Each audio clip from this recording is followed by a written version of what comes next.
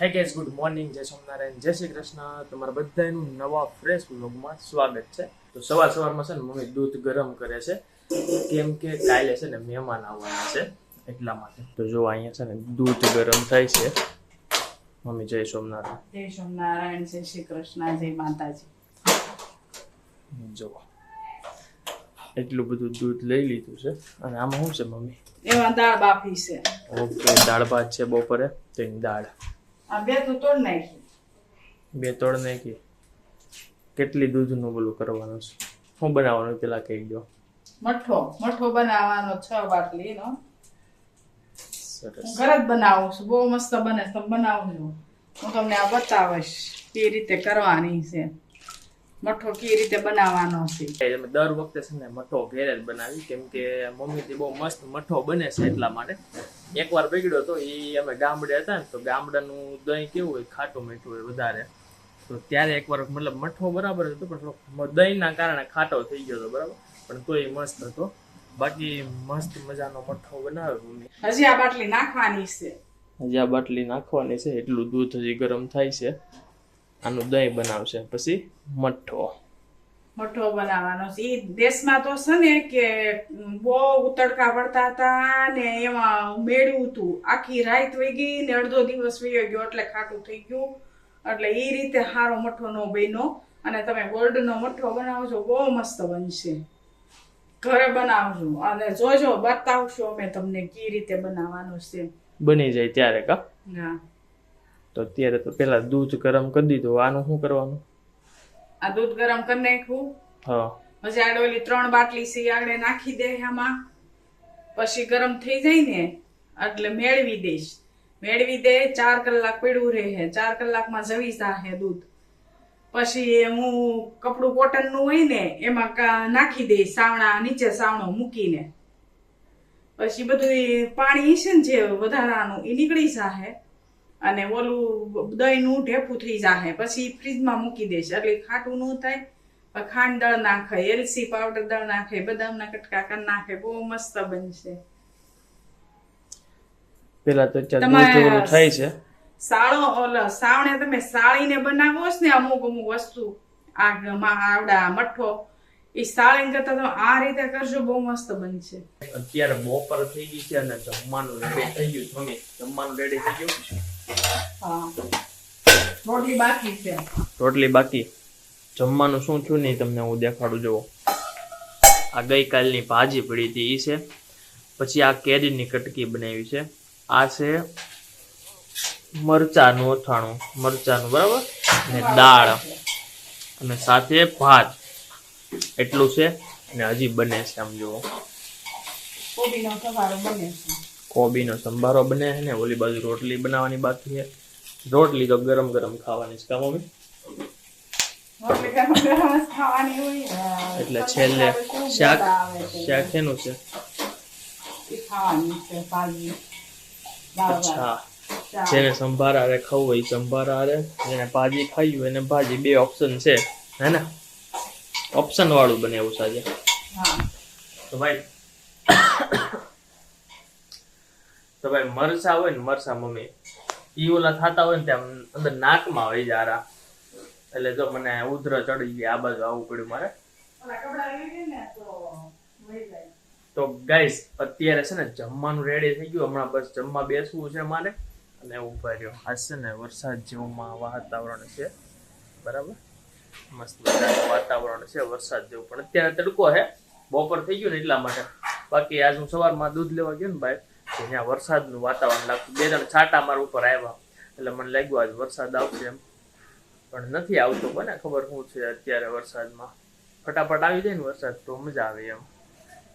બોલું નાહવાની મજા આવે. મને તો છે ને નાહવાની ઈચ્છા છે. વરસાદ આવે એટલે પહેલા વરસાદમાં નાહવું છે મારે. તો જલ્દી વરસાદ આવે. અત્યારે છે ને મમ્મી આમ જુઓ ડ્રાયફ્રૂટ કાપે છે મઠ્ઠામાં નાખવા માટે. મમ્મી મઠ્ઠો બની ગયો બાકી છે? મઠ્ઠો ઓલો કરવા નાખ્યો છે, બની ગયો છે. આમ જામી ગયું કે ઓલું દહીં જામી ગયું. પછી અત્યારે મેં તને કીધું હતું, પણ મેં કીધું ઓલાવાના કપડામાં નાખ્યું અને નીતરતા મૂકી દીધું છે. પછી પાછી મેં કીધું 6 બાટલી સવાર મેળવી હતી. મેં કદાચ નો થયું હોય તો આપણે 8 જણા છે. પણ પાછી મેં બે અત્યારે લઈ આવી પાછી મેળવી છે એટલે 8 બાટલીનો થઈ જાય. એટલે પાણી કાઢવા મૂક્યું છે દહીંમાંથી. એ પાણી કાઢવા મૂક્યું છે અચ્છા, અને બીજું 2 બાટલી પાછું મેળવું છે. એક હારે કરી નાખ્યું હોય તો ન થાય?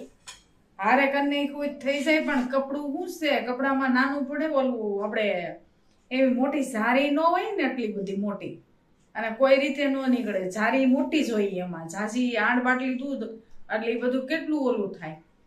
મઠ્ઠાવાળા છે ને આ રીતનું ઓલું હિંગલ આવે ને એમાં મમ્મી ઓલું કર્યો, હિંગલમાં રાખીને કેમ તે ઉપર. જોયું તો હા, અમાર સરને એક હતી મઠ્ઠાની દુકાન આયા એ પૂણા સજાના. ગામમાં. હા, તો હિંગલ ની ઉપર રાખીને લટકાવીને આમ રાખતા હોય રૂમમાં. હું થોડી વાર આપણે લોખંડનો નળ છે ને બધું ગેંડીમાં પડે હા, એટલે ત્યાં બાંધી દેતી.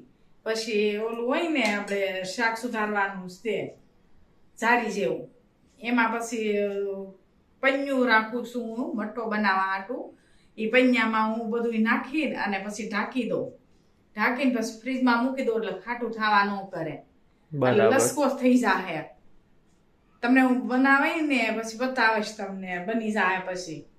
અત્યારે તો સરસ. અહીંયા નાખવા હું બદામની કટકી કરું છું અને અને દ્રાક્ષ. દ્રાક્ષ એમને નાખી દઈ, એની કટકી નહીં કરું. અને દ્રાક્ષ નાખી મમ્મી છે એક ના વસ્તુ થાય. છે કે ભાઈ આમાં ગામડે શું છે? ગામડે છે ને ત્યાંનું ઘી ઓલું ઘી હું સોરી દહીં છે ને બહુ મસ્ત હોય. એમ કે લોકો હે ને ઓલું હોય ને શું કહેવાય નળિયામાં બનાવે ને તો એ મસ્ત હોય. એમાં એ મઠાની દુકાન છે ને જ્યાં હું કહું છું મારા સરને, તો એ સુરતી નગરમાં છે. એટલે અહીંયા જૂના મકાન છે, ત્યાં કેવું છે કે ભાઈ નળિયા વાળું જ છે, તો ત્યાં બધું બનાવે એટલે મઠો ને એવું બધું બરાબર. એટલે ત્યાં રાખી છે ને દુકાન ત્યાં. આપણે દ્રાક્ષ જ નાખી, દ્રાક્ષ નાખશું ને તો કડક થઈ. આ બધી બદામ નાખવાની છે મમ્મી? નહીં, અડધી જ નાખવાની છે. કતરણ કરી લો પછી અત્યારે નથી ભેળવવાની છે, ખાંડ દળવાની છે. એવું છે? આ સાંજ લગી બની જાય? હા, સાંજ લગી 9 વાગે બનશે. 9 વાગે? ત્યાં મેં ફ્રીજમાં મૂકી દીધો છે ઓલામાં જારીમાં નાખી નીતરવા, એટલે ઓકે, બહાર પીડ્યો હોય ને તો ઉનાળાનો ખાટો થઈ જાય, સરસ. એટલે અંદર ફ્રીજમાં મૂકવો પડે. તો ગાઈસ કેટલું કામ છે ને હું તમને બતાવું, બરાબર?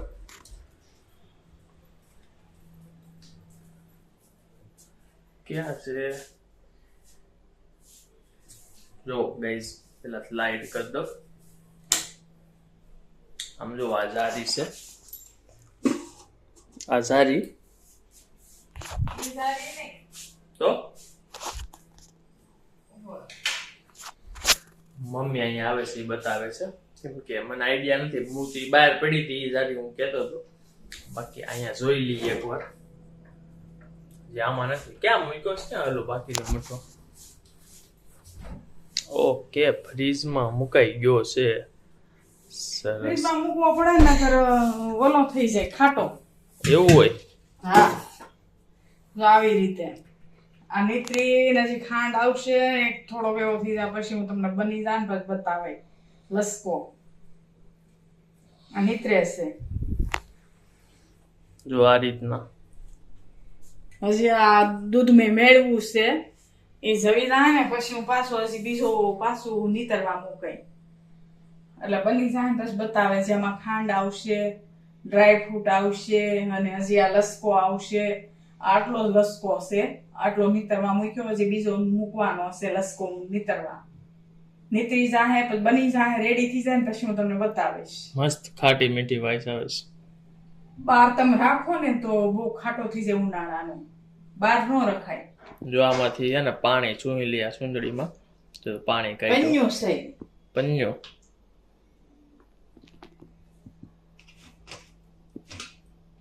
જો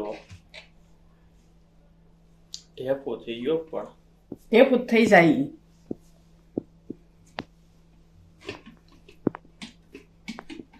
કે હવે આપણે વિડીયોના અંત આપી દઈએ, કેમ કે હજી ગઈકાલે મહેમાન આવવાના છે. તો વિડીયો મજા આવી ને તો લાઈક શેર અને સબસ્ક્રાઈબ કરી દેજો. આવતીકાલે પાછા આવી જશું. ત્યાં લગી જય સોમનારાયણ, જય શ્રી કૃષ્ણ અને બાય બાય.